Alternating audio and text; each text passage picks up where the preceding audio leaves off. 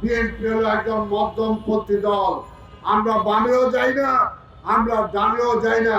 তাই বলতে চাই, বিএনপির সময় সকল ধর্ম, বর্ণ, জাতি, উপজাতি যারা আছে তারা শান্তিপূর্ণভাবে বসবাস করতে পারে যখন বিএনপি ক্ষমতায় থাকে। আজকে দুর্গা পূজা আসছে সামনে।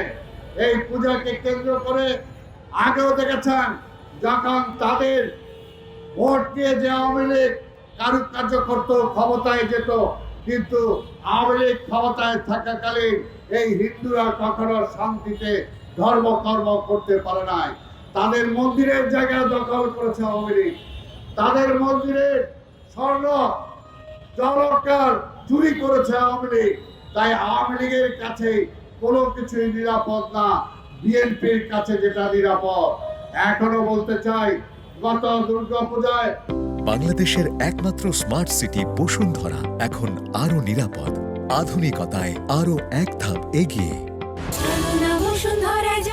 আমাদের নেতা তারেক রহমান নির্দেশ দিয়েছিলেন শান্তিপূর্ণভাবে এই দুর্গাপূজা যাতে হয়, আমাদের কর্মীদের ভলান্টিয়ার্সের দায়িত্ব পালন করতে হবে।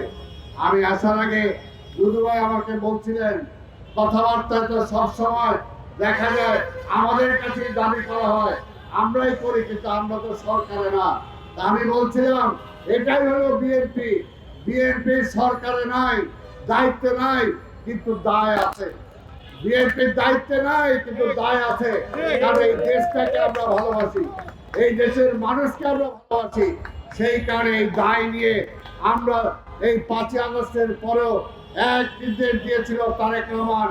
গত 17 বছর আমাদেরকে যেভাবে জ্বালিয়ে পুড়িয়ে মেরেছিল, গুলি করে মেরেছিল, হত্যা করেছিল, জখম করেছিল, পঙ্গু করেছিল, গুম করেছিল, জেলে দিয়েছিল, তারপরেও শেখ হাসিনা চলে যাওয়ার পরে তারেক রহমান নির্দেশ দিয়েছিলেন কোথাও একটা আগুন জ্বলবে না, কোথাও একটা তোমার জায়গা দখল হলেও তুমি দখল করতে যাবে না। সেই কারণে কিন্তু দেশে কোনো অ্যানার্কি হয় নাই। কিন্তু অন্যরা তাদের দলের স্বার্থের বাইরে কিছু বুঝে না। দল ছাড়া, দল ক্ষমতায় নিতে হবে, ভোট করতে হবে, তারাই ভোটের রাজনীতি করে। বিএনপি ভোটের রাজনীতি করে না, বিএনপি ক্ষমতার রাজনীতি করে না। প্রধানমন্ত্রিত্ব ছেড়ে দিয়ে খালেদা জিয়া প্রমাণ করেছিলেন। এবারও তারেক রহমানকে সবাই বলেছিলেন ক্ষমতায় শেয়ার করার জন্য এই 5ই আগস্টের পরেও, কিন্তু তিনি বলেছেন না, আমরা একটা অন্তর্বর্তীকালীন সরকার চাই, একটা নির্বাচন হবে, সেই নির্বাচনে জনগণ রায় দিলেই আমরা ক্ষমতায় যাব, তা না হলে আমরা যাব না। এটা দিয়ে আমার তারেক রহমানও প্রমাণ করেছেন আমরা ক্ষমতার রাজনীতি করি না।